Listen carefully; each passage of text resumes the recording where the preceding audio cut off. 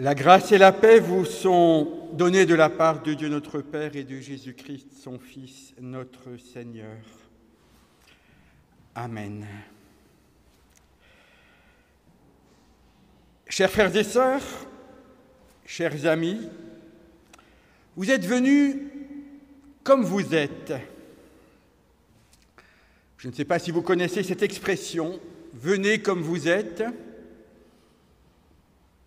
Vous n'allez jamais au McDonald's peut-être, c'est leur slogan marketing. Alors je ne suis pas en train de vous faire une publicité pour cette marque de fast-food, mais il faut reconnaître que les publicitaires sont des gens souvent géniaux parce qu'ils savent dire simplement des vérités qui nous touchent. Vous êtes venus comme vous êtes, avant d'être un slogan génial d'un as du marketing. Cette parole s'est faite chair, s'est incarnée en un homme, Jésus, dont toute la vie n'était que la mise en œuvre de cette formule qui était plus qu'une formule, c'était la vérité de son Dieu qui nous accueille tels que nous sommes. Jeudi dernier, j'ai eu l'occasion de rencontrer les futurs nouveaux et nouvelles pasteurs de notre Église, dont d'ailleurs Mulhouse a décroché un exemplaire, alors je ne vais pas dire le meilleur parce qu'on est en Église et qu'il n'y a pas de meilleur en Église, mais un exemplaire de qualité. C'est Joachim Trogolo qui a démarré ici parmi nous à Mulhouse il y a une semaine à peu près. Il est aujourd'hui à la technique ici. Je n'en dirai pas plus sur son propos. On le présentera lors du culte de rentrée qui aura lieu le 25 septembre. Mais donc, je rencontrais les futurs nouvelles pasteurs de notre Église. Alors, ils ne ressemblent plus tout à fait à ceux que nous avons connus. Ils sont généralement plus âgés, plus expérimentés aussi lorsqu'ils commencent. Et puis, ils nous arrivent d'horizons variés, de l'Église catholique, d'Église évangélique, de l'athéisme. Certains nous arrivent de Russie ou des États-Unis, de Corée, d'Haïti, des Cévennes, parfois d'Alsace aussi. Qu'est-ce qui les a poussés à venir frapper à la porte de notre petite église particulière ici en Alsace, qui ressemble parfois à une petite flamme qui s'étiole? Eh bien, ils l'ont dit ainsi. Nous avons trouvé ici, dans l'UEPAL, une église où on peut être qui on est et qui laisse de la place à la diversité. Une église où on peut venir comme on est. C'est aussi dans cet état d'esprit que, vous l'avez découvert ce matin, nous avons apporté un certain nombre de changements ici à Saint-Martin pour faire de cet endroit un lieu où chacun peut venir comme il est, s'asseoir pour boire un café, partager un apéritif à la fin, venir avec des enfants. Tout cela pour que cette parole de Jésus, qui est le verset pour ce dimanche, soit non seulement entendue, mais aussi vécue. Et cette parole en exergue pour que ce culte nous vient de l'Évangile de Matthieu au chapitre 25. Vous la connaissez bien, elle nous dit « Ce que vous avez fait à l'un de ces plus petits qui sont mes frères, c'est à moi que vous l'avez fait. » Je vous inviterai à entrer à présent dans le culte en chantant. Alors, l'écran n'est pas tout à fait parfait, ça va être aussi encore amélioré, mais en tout cas, il y a une projection des paroles des chants, mais si jamais vous ne voyez pas suffisamment bien, nous avons aussi les cantiques. Alors, notre premier chant se trouve au numéro 4110, « Bénissons Dieu notre Roi ». Je vous inviterai à vous lever pour chanter. Amen.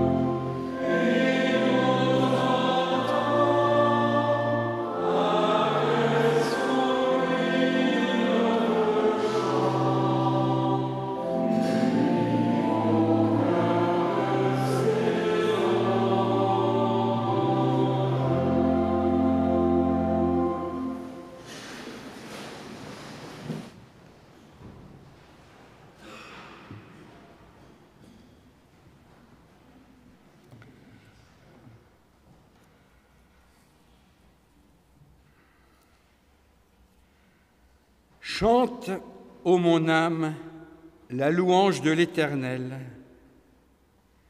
Je veux louer l'Éternel toute ma vie. Je veux chanter pour mon Dieu tant que j'existe. Ne compte pas sur la puissance humaine, elle ne peut sauver. Quand son souffle s'en va, elle retourne à la terre, et ce jour-là meurent les projets humains.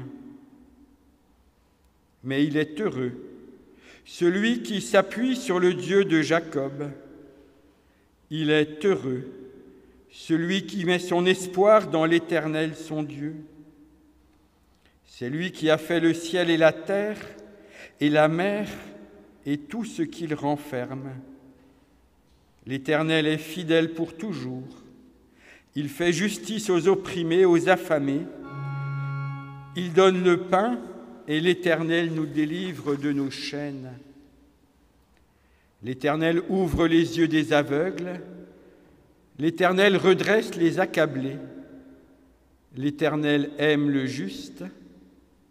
L'Éternel protège celui qui est seul. Il soutient celui qui en a besoin. Il dévie le mal. D'âge en âge, l'Éternel régnera. Il est ton Dieu, ô Jérusalem, pour toujours.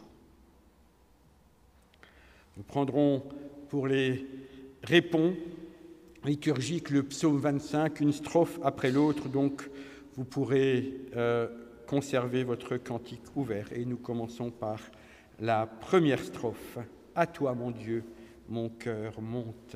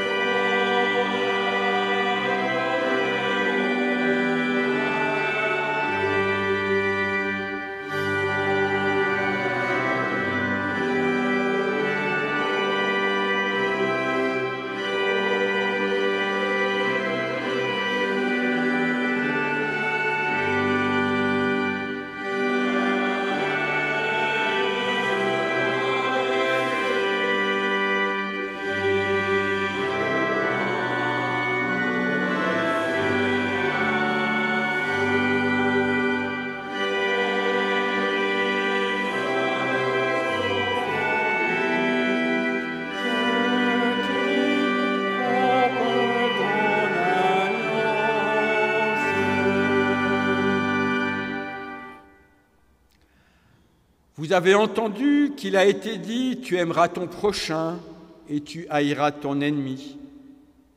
Mais moi, je vous dis, c'est Jésus qui parle, aimez vos ennemis, bénissez ceux qui vous maudissent, faites du bien à ceux qui vous haïssent et priez pour ceux qui vous persécutent.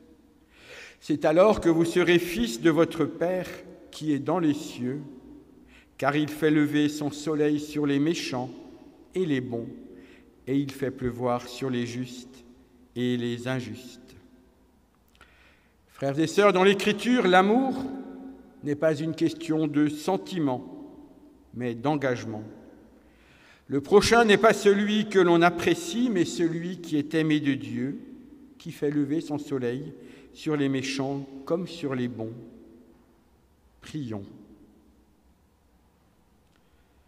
Seigneur Dieu, nous avons besoin de ton esprit. Par nous-mêmes, nous le savons bien, nous ne pouvons aimer ceux que nous n'aimons pas. Nous ne pouvons bénir ceux qui nous maudissent. Nous ne pouvons faire du bien à ceux qui nous haïssent. Nous ne pouvons prier pour ceux qui nous persécutent. Viens à notre secours. Montre-moi, Seigneur, la route.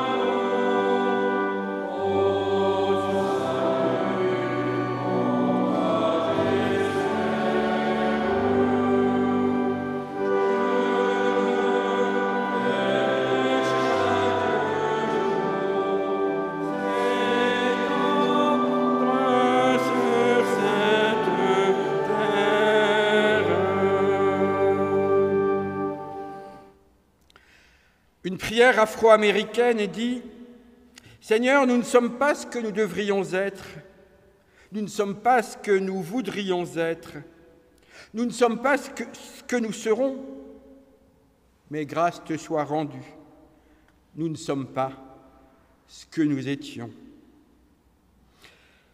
Nous le savons bien, s'il n'y avait que la loi, pas un seul d'entre nous ne survivrait. S'il n'y avait que la loi, nous serions tous écrasés par notre péché, par notre culpabilité, par la conscience de notre faiblesse. Mais Dieu pardonne. Dieu se réjouit du repentir de l'homme. Par la voix de Jésus-Christ, il nous a dit « Il y aura plus de joie dans le ciel pour un seul pécheur qui se repent que pour 99 justes qui n'ont pas besoin de repentance. » Mon Dieu, dans ta grâce immense,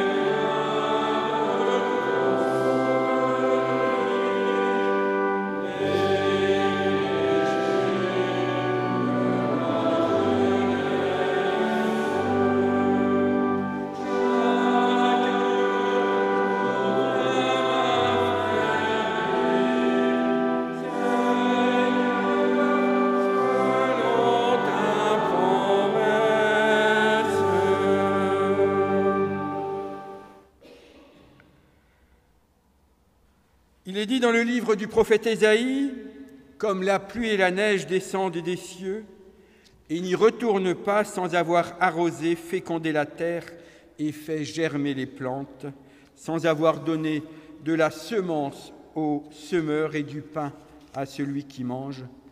Ainsi en est-il de ma parole qui sort de ma bouche. Elle ne retourne pas à moi sans effet. » Seigneur notre Dieu, nous voulons maintenant nous mettre à l'écoute de ta parole dans l'Écriture. Nous te prions pour que ce matin, elle vienne arroser et féconder notre terre. Elle fasse germer en nous la foi, l'espérance et l'amour. Elle soit semence pour notre vie et nourriture sur notre route. Amen.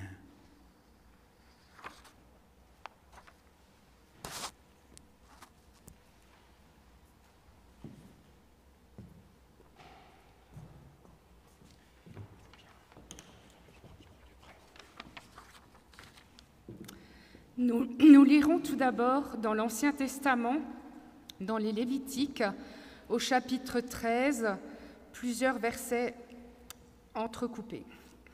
Le Seigneur parla à Moïse et dit : « Parle à toute l'assemblée des fils d'Israël.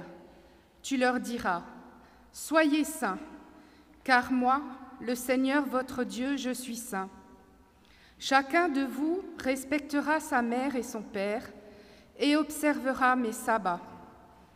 Je suis le Seigneur, votre Dieu. Tu n'exploiteras pas ton prochain, tu ne le dépouilleras pas, tu ne retiendras pas jusqu'au matin la paye du salarié, tu ne maudiras pas un sourd, tu ne mettras pas d'obstacle devant un aveugle, tu craindras ton Dieu. Je suis le Seigneur. Quand vous siégerez au tribunal, vous ne commettrez pas d'injustice. Tu n'avantageras pas le faible, tu ne favoriseras pas le puissant. Tu jugeras ton compatriote avec justice. Tu ne répandras pas de calomnie contre quelqu'un de ton peuple. Tu ne réclameras pas la mort de ton prochain. Je suis le Seigneur. Tu ne haïras pas ton frère dans ton cœur, mais tu devras réprimander ton compatriote, et tu ne toléreras pas la faute qui est en lui. Tu ne te vengeras pas. Tu ne garderas pas de rancune contre les fils de ton peuple. Tu aimeras ton prochain comme toi-même. Je suis le Seigneur. Quand un immigré résidera avec vous dans votre pays, vous ne l'exploiterez pas.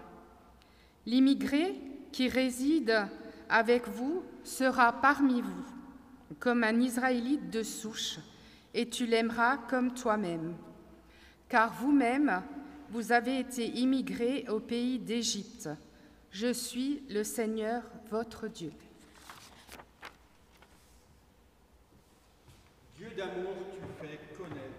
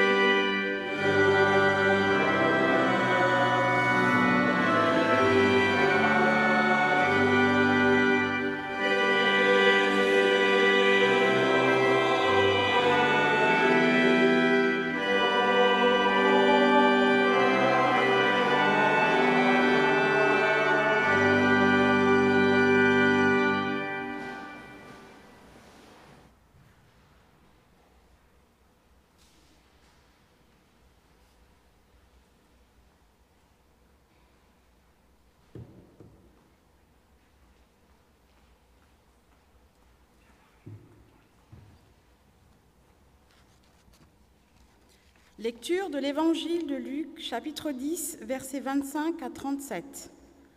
Un docteur de la loi se leva et mit Jésus à l'épreuve en disant : « Maître, que dois-je faire pour avoir en héritage la vie éternelle ?»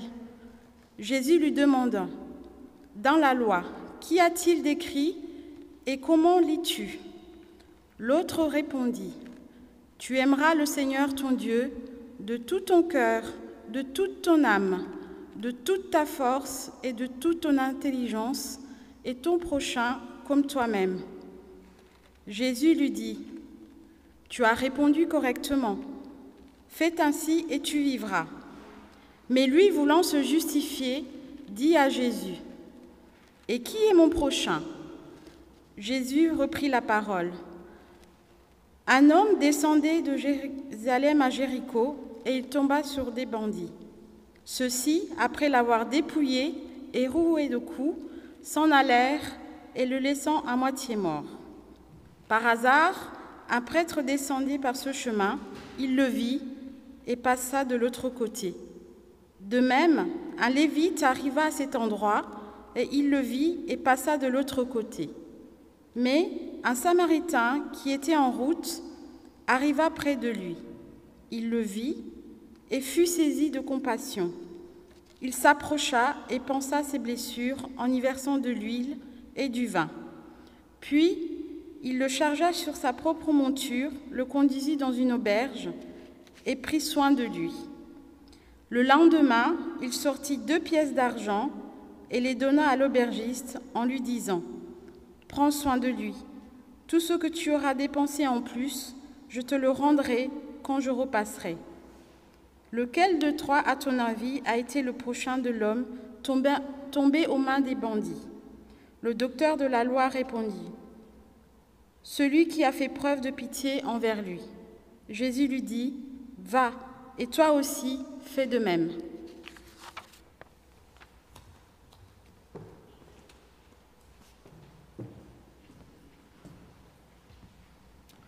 Au numéro 2313, ô Jésus mon roi, mon maître, nous pouvons nous lever.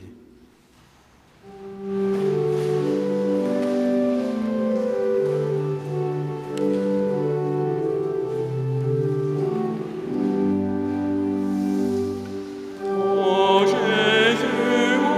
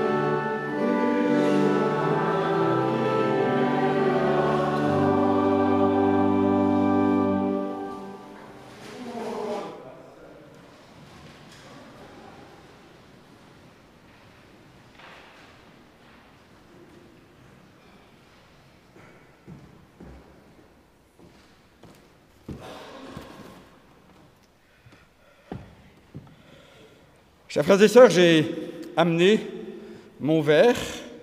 Je voulais amener mon verre personnel de la maison pour l'apéritif tout à l'heure. Je l'ai oublié. Bon, j'en ai pris un ici. Alors, je vais vous poser une question que vous connaissez bien. Mon verre est-il à moitié plein ou à moitié vide? Moitié plein? Ouais? Ah, il y en a là, ouais. Ah, à moitié vide? Ah, vous n'êtes pas au clair. Alors, je ne sais pas qui a raison, qui a tort. Et je ne sais pas s'il y a une bonne réponse à cette question. Parce que mon verre est-il à moitié plein ou à moitié vide? C'est notre imagination, c'est notre psychologie, c'est peut-être notre idéologie ou nos options politiques qui nous font choisir l'une ou l'autre réponse. Faisons une autre expérience de pensée, bien connue aussi, celle du chat de Schrödinger. Vous avez peut-être déjà entendu parler de ce chat qui n'est pas un chat réel, un chat virtuel, du nom Schrödinger, du nom d'un physicien de la première moitié du XXe siècle. Alors le plan de cette expérience, voilà aussi je n'ai pas pris de matériel tout à fait satisfaisant, c'est un chat, alors elle va être plus grande que ça, est placé dans une boîte relié à un dispositif qui va diffuser du poison, dispositif lui-même relié à un appareil qui mesure la désintégration d'un corps radioactif. Cette désintégration est aléatoire, mais on sait qu'au bout de 10 minutes, l'atome a parcouru en moyenne la moitié de sa vie. En 20 minutes, il est sûr qu'il est totalement désintégré. Cela signifie qu'au bout de 10 minutes, il y a 50% de chances que le chat soit encore vivant, 50% de chances qu'il soit déjà mort.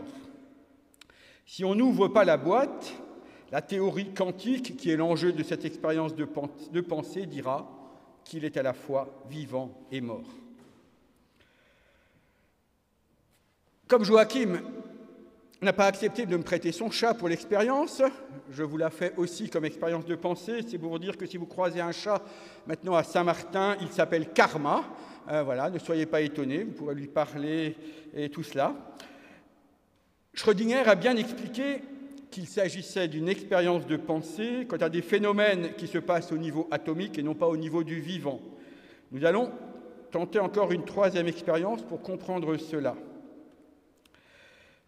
Je prends une pièce de monnaie et je vais la lancer. Voilà. Hop. Bon, je ne suis pas très bon. C'est en fait parce que j'ai la lumière dans les yeux. Voilà, je lance ma pièce.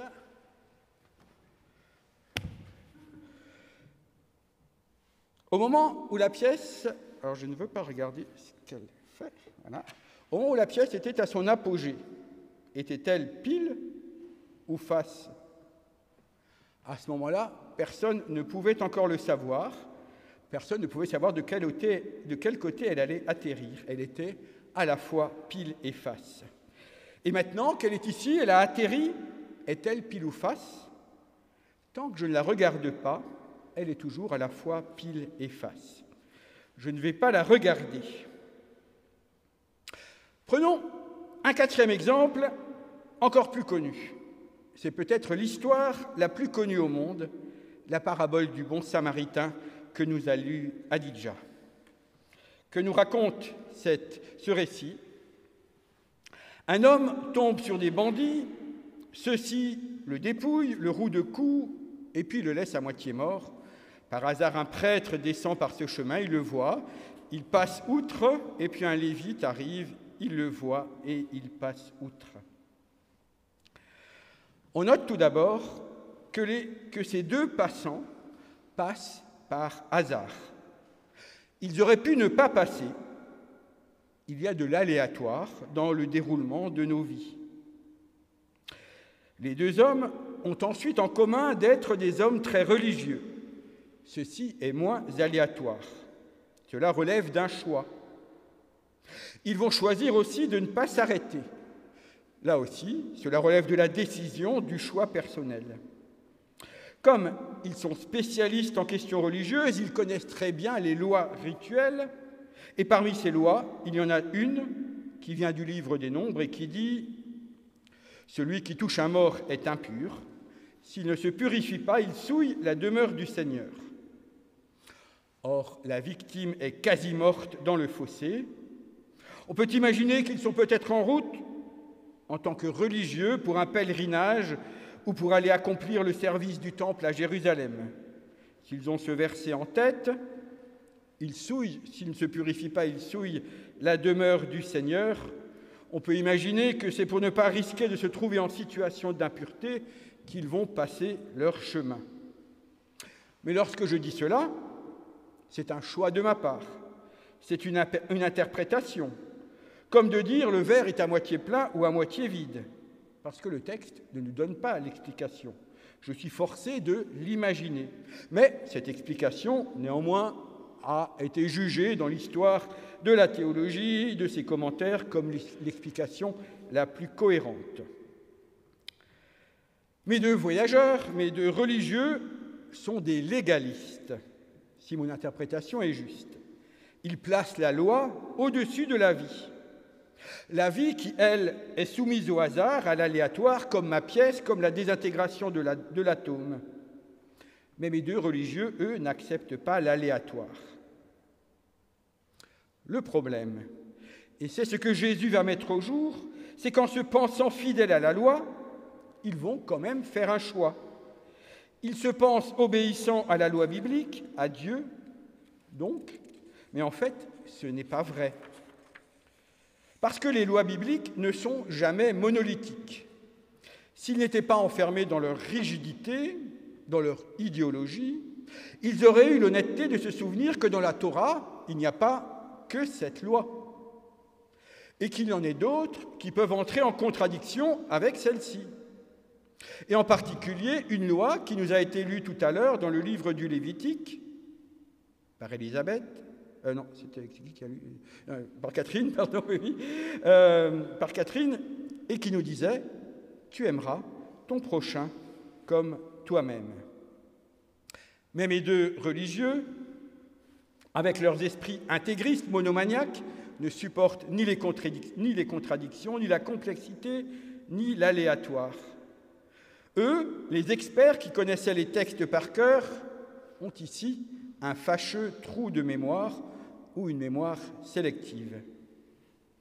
Ils n'arrivent pas à concilier l'interdit de toucher un moribond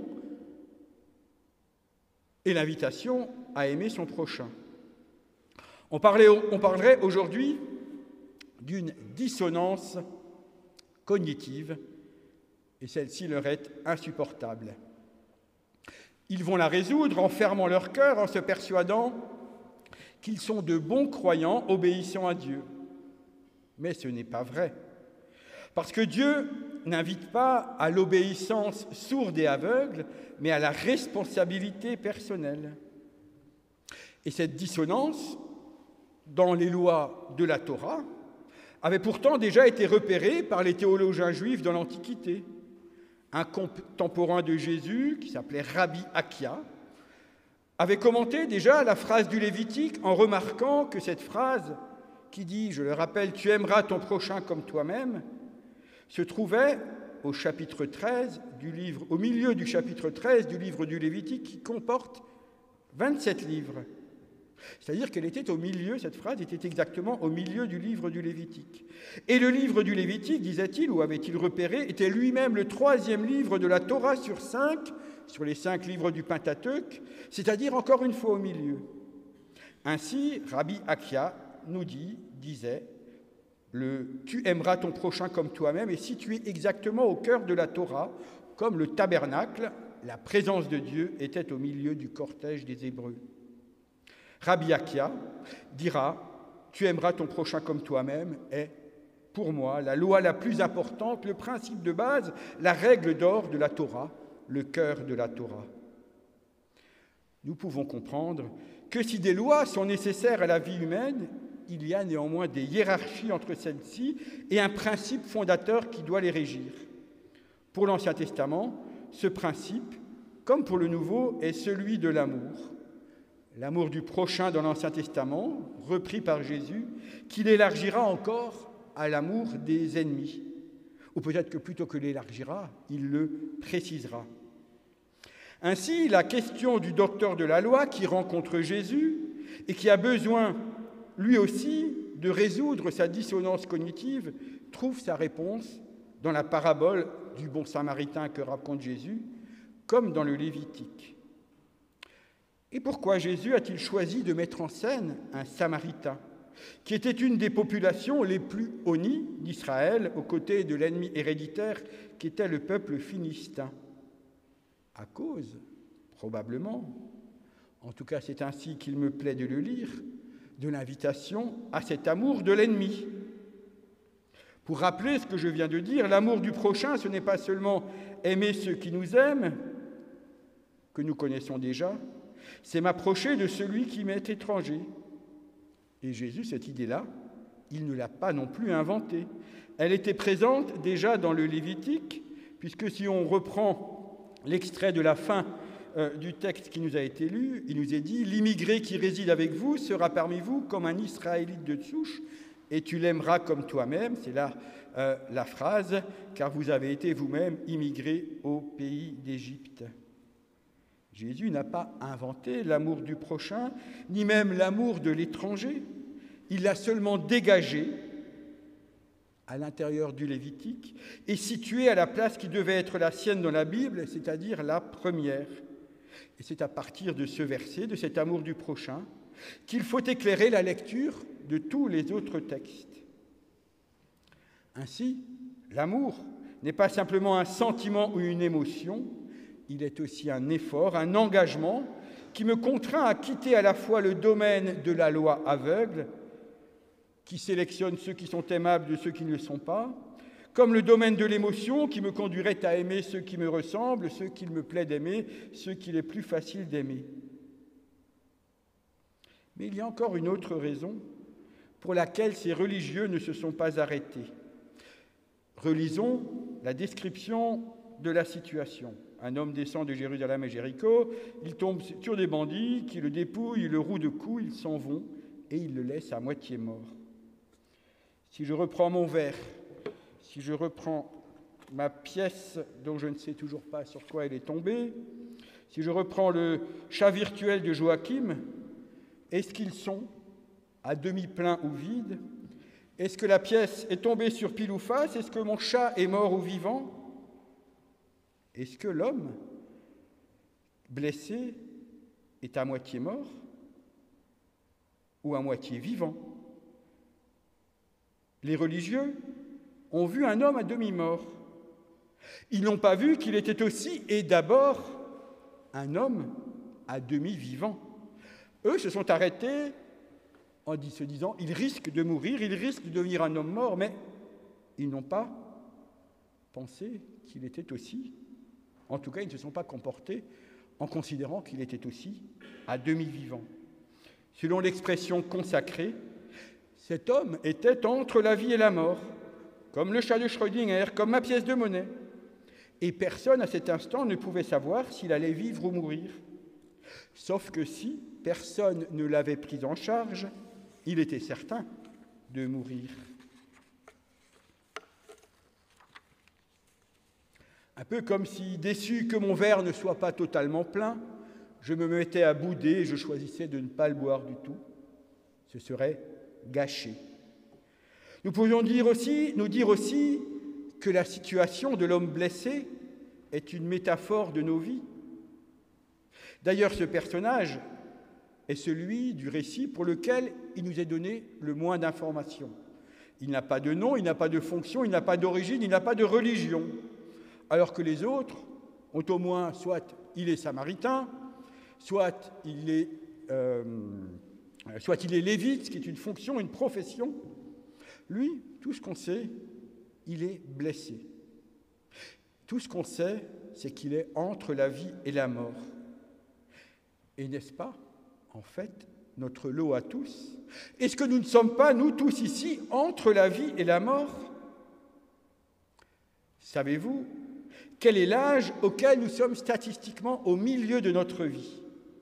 L'âge auquel notre espérance de vie moyenne correspond à notre âge effectif. En France, je suis allé regarder hier, on est en moyenne, c'est une statistique comme le chat de Schrödinger, on ne sait pas, c'est simplement une moyenne statistique. Nous sommes au milieu de notre vie, nous arrivons au milieu de notre vie à l'âge de 45 ans. C'est-à-dire que lorsque j'atteins les 45 ans, en moyenne, il me reste 45 ans à vivre. Pour les hommes, 47 ans, heureuses sont-elles pour les femmes. À ce moment-là, donc, il nous reste en moyenne 45 ou 47 ans à vivre. Ainsi, nous pouvons nous dire que, statistiquement, à 45 ou à 47 ans, nous sommes tous à demi-morts et à demi-vivants, précisément et statistiquement.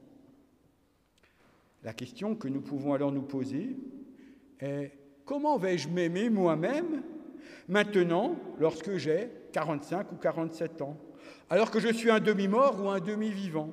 Quelle part de moi vais-je prendre en compte ?» Et nous pourrions encore prolonger ou déplacer cette métaphore théologiquement. Au chapitre 18 de l'évangile de Luc, un autre homme vint chez Jésus et lui avait posé la même question. Vous la connaissez, c'est le jeune homme riche. Il demande à Jésus, comme l'avait demandé le docteur de la loi, « Que dois-je faire pour obtenir la vie éternelle ?» Vous vous souvenez comment il avait interpellé Jésus au début? Il lui avait dit en fait, « Bon maître, que dois-je faire pour obtenir la vie éternelle ?»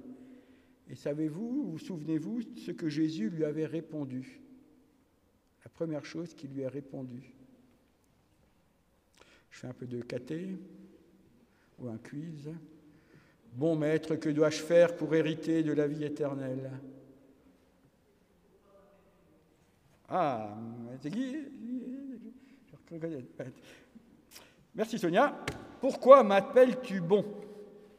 En effet, il n'y a de bon que Dieu. Nous ne sommes pas qu'à demi-morts ou demi-vivants, nous sommes aussi à demi-bons et à demi-mauvais, et nous le savons bien. C'est ce que Martin Luther formulera dans son fameux « Simul justus, simul peccator », en même temps juste et pécheur. Nous sommes toujours les deux choses associées, et nous ne pouvons pas choisir définitivement. Sauf que Dieu, qu'est-ce qu'il a fait? Qu'est-ce qu'il a choisi de faire? Ou comment a-t-il choisi de se situer devant cet état de fait? Est-ce qu'il a choisi de jeter le verre parce qu'il était à moitié vide? Depuis le déluge, Dieu s'était engagé dans une alliance avec l'humanité, malgré le fait que le cœur de l'homme soit traversé de passions contraires. Et avec Jésus, il se présentera lui-même pour endosser cette partie mauvaise de l'homme et pour prendre l'injustice sur lui, comme l'homme battu par les brigands dans la parabole. Jésus va endosser à la fois le rôle du blessé et celui du Samaritain qui vient au secours du blessé. Dieu ne renversera pas le verre à moitié vide parce qu'il est aussi à moitié plein. Dieu n'ouvrira pas la boîte de Schrödinger parce que jusqu'au bout, il nous veut vivants. Et Dieu ne joue pas à pile ou face non plus. Ou comme moi, il ne regardera pas sur quelle face la pièce est tombée. La grâce de Dieu, c'est entendre Dieu nous dire « Bon, écoute, tu connais ta vie passée, faite de bonnes et de moins bonnes choses. Si c'est la loi qui devait déterminer sur quel côté tombe la pièce, ce serait forcément du mauvais côté. Si c'était le pur hasard qui devait déterminer le côté sur lequel tombera la pièce, cela ne te laisserait qu'une chance sur deux. Alors nous n'allons pas regarder où est tombée la pièce. Alors nous n'allons pas ouvrir la boîte. Nous allons partir du principe que la pièce est tombée du bon côté. Es-tu d'accord avec cela? C'est la question que Dieu nous pose. Et si nous répondons oui à cette question, oui à cette grâce de Dieu qui nous dit « effaçons ce qui a été pour démarrer aujourd'hui à nouveau », à ce moment-là commencera pour toi la vie éternelle. Et nous pouvons nous poser la même question pour l'Église. Est-elle vivante? Est-elle morte? Dois-je regarder ici ce matin les rangs à moitié vides ou à moitié pleins? La pièce tombera-t-elle? Est-elle tombée du bon ou du mauvais côté? Cessons de nous inquiéter. Dieu nous propose de ne pas ouvrir la boîte, de ne pas regarder la pièce, parce que Dieu veut nous donner la vie en abondance. Amen.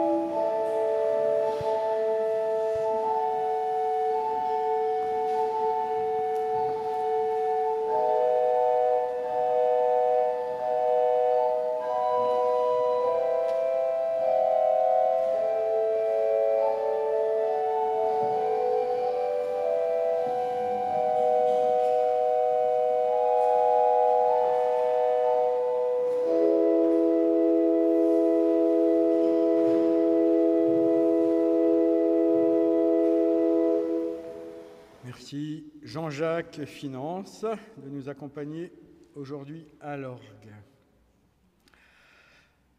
Les annonces. Tout d'abord, le 2 septembre dernier, nous avons remis entre les mains de Dieu Rémi Romiti, qui est décédé à l'âge de 66 ans et qui était le frère de Sonia Mich, qui est parmi nous. Que nos prières aillent vers sa famille endeuillée et ses amis pour leur consolation.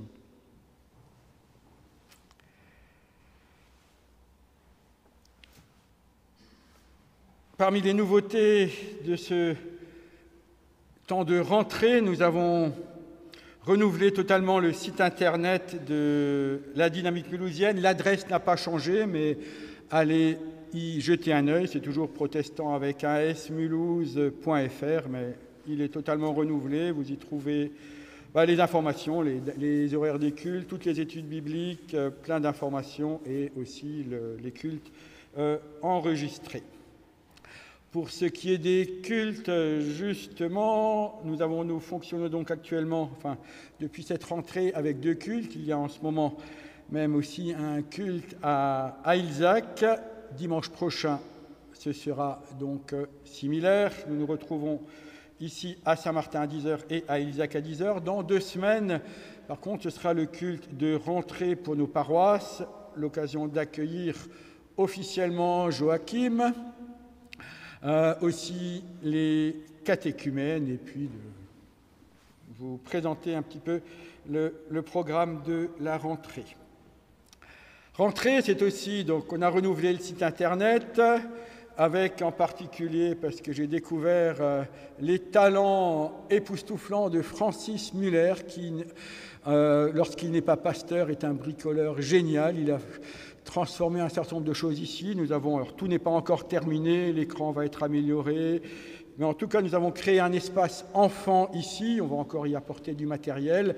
Donc, sachez-le et surtout faites-le savoir que donc ici à Saint-Martin,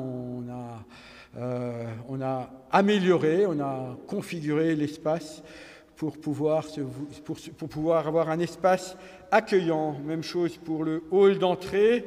Désormais, on a acheté une machine à café. Le café est à volonté, ou la tisane ou le thé.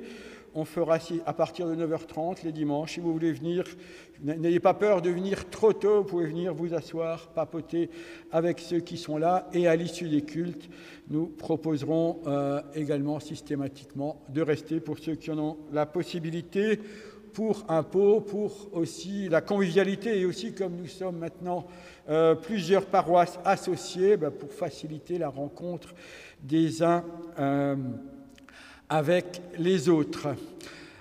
Nous vous proposerons aussi, on a un certain nombre de groupes, la rentrée a été un petit peu speed, dirons-nous. On a un certain nombre de groupes, il y a des personnes qui se sont déjà inscrites, notamment pour assurer l'accueil, pour la préparation des apéritifs. Aussi, ça fait des mois qu'on veut organiser une formation pour l'enregistrement vidéo. On ne vous oublie pas, on vous contactera au plus vite, au mieux, pour organiser et structurer un petit peu tout cela. Et puis, avec d'autres idées. Mais on fera une chose après l'autre, parce qu'il y a pas mal de choses qui se déroulent en ce moment. L'autre événement, c'est le plus important peut-être, c'est cet après-midi à 17h au Temple Saint-Jean. Venez emmener vos voisins, ce sera génial. Ce sont les polyphonies hébraïques de Strasbourg. C'est un ensemble qui doit avoir 30 ou 40 ans, qui est de qualité professionnelle. Ils sont entre 30 et 50 choristes. Le directeur musical et le chef de chœur de la synagogue de Strasbourg également, et ils nous feront découvrir des mélodies liturgiques juives millénaires. La thématique du héros, c'est les prières des grandes fêtes juives. Ce sera de grande qualité. Il y a des interprètes professionnels aussi dans le lot, et même l'ensemble de la chorale est de qualité professionnelle. 17h à Saint-Jean, l'entrée est libre avec un plateau à l'issue. Demain soir, Jean-Sébastien Laurin, pasteur de Dornac, est actuellement en arrêt. mais comme nous sommes une équipe pastorale, on ne laisse pas tomber. C'est Francis qui assurera l'étude biblique de Dornac demain soir à quelle heure? À 19h 19h30. Voilà, il faut qu'on vérifie. Moi, je n'ai pas eu les informations parce qu'on va mettre ces informations aussi sur le site Internet. Autre événement cette semaine, celui-là je ne l'ai pas noté, c'est mercredi soir. Mercredi soir, au 12 rue de la Synagogue, nous avons notre débat présidentiel, plus fort qu'Emmanuel Macron et Marine Le Pen. C'est Céline Sauvage vs Pierre-Magne Delacroix. Céline Sauvage, pasteur à Ilzac de la Dynamique, et Pierre-Magne Delacroix, pasteur du Bouclier. Ils sont tous les deux candidats pour la présidence du conseil synodal de notre Église réformée d'Alsace et de Lorraine. Ils sont en campagne.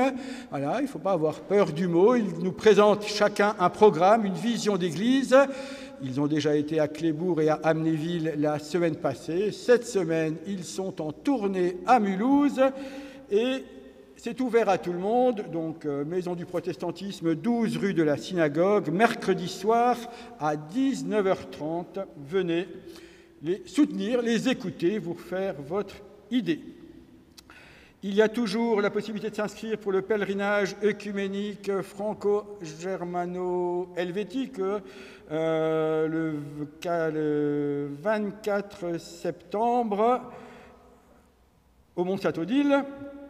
Pour ça, vous m'en touchez un mot. Il est toujours possible de s'inscrire pour les différents groupes. J'ai accroché les feuilles ici à l'entrée contre un des piliers où il y a un tableau d'affichage. Enfin, une information de l'aumônerie protestante de nos deux aumônières, Emmanuelle Pécarizi et Nicole Girard.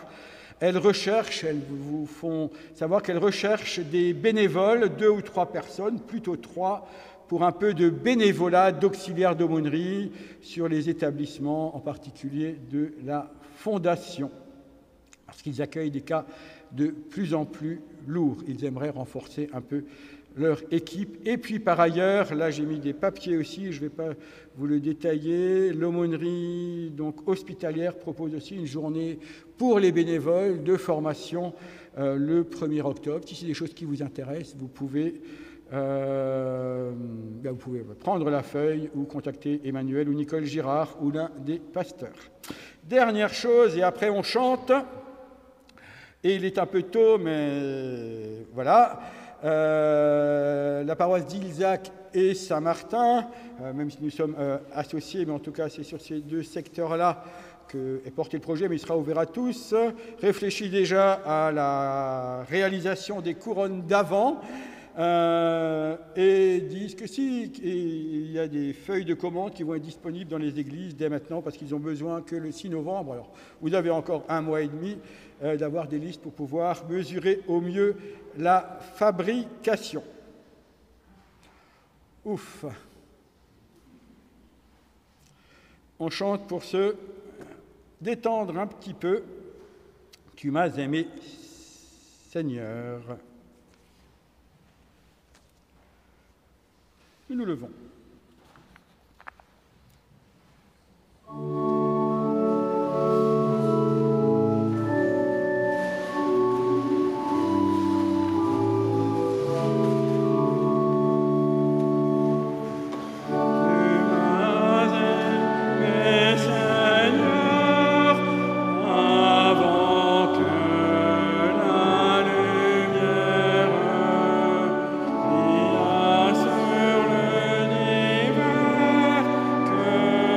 Ta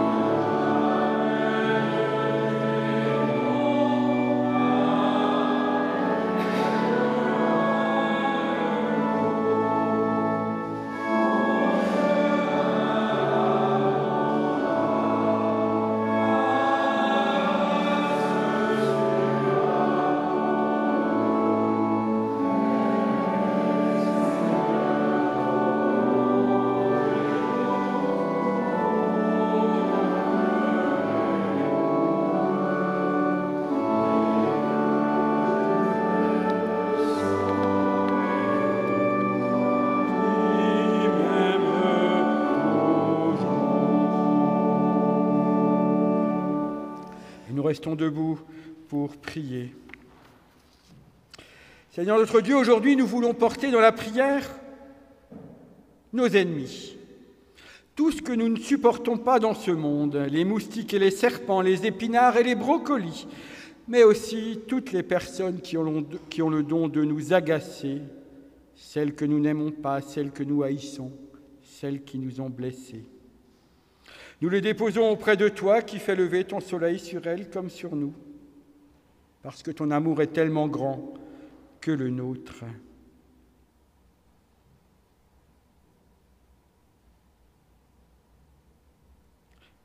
Seigneur Jésus, tu es celui qui vient, et où tu viens, des hommes et des femmes sont transformés. Nous t'en prions, viens aussi chez nous. Tu viens transformer les cœurs et les regards pour que chacun apprenne à voir en l'autre non pas un concurrent, mais un frère ou une sœur. Alors que ton Église et nous les chrétiens sommes sans cesse tentés de nous enfermer dans des certitudes qui érigent des barrières, toi tu viens abattre les murs qui séparent, rassembler ceux qui sont divisés et nous apprendre à annoncer au monde d'une seule voix, d'une seule foi, que sa vie, son bonheur, son avenir sont en toi. Alors nous t'en prions, viens aussi chez nous. Et tous ensemble, nous voulons te dire, avec les paroles que tu nous as enseignées, notre Père qui es aux cieux, que ton nom soit sanctifié, que ton règne vienne, que ta volonté soit faite sur la terre comme au ciel. Donne-nous aujourd'hui notre pain de ce jour. Pardonne-nous nos offenses, comme nous pardonnons aussi à ceux qui nous ont offensés. Et ne nous laisse pas entrer en tentation, mais délivre-nous du mal, car c'est à toi qu'appartiennent le règne, la puissance et la gloire, pour les siècles des siècles. Amen. Nous allons prendre à présent le dernier cantique. Nous marchons vers l'unité. Je proposerai que nous recueillions la collecte. Comme je suis un peu à la bourre ce matin, nous recueillerons la collecte durant ce dernier chant. Nous marchons vers l'unité.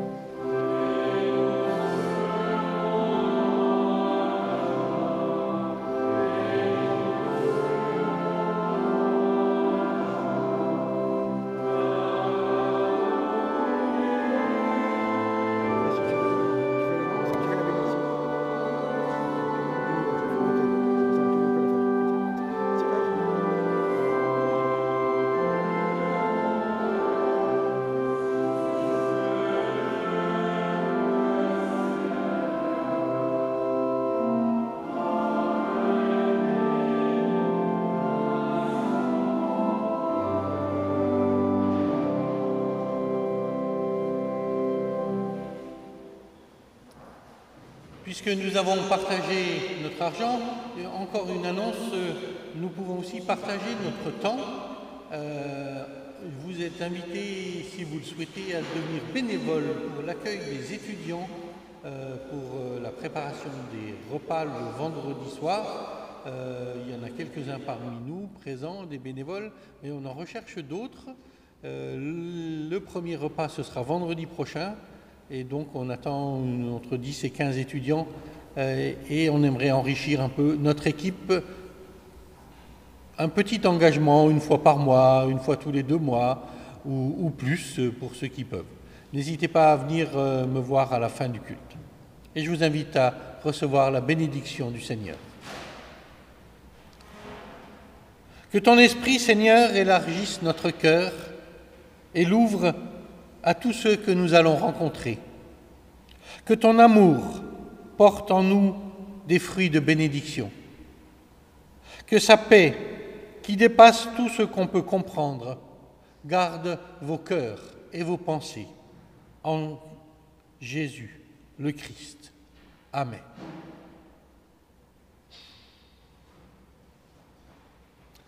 Et le pot à la sortie.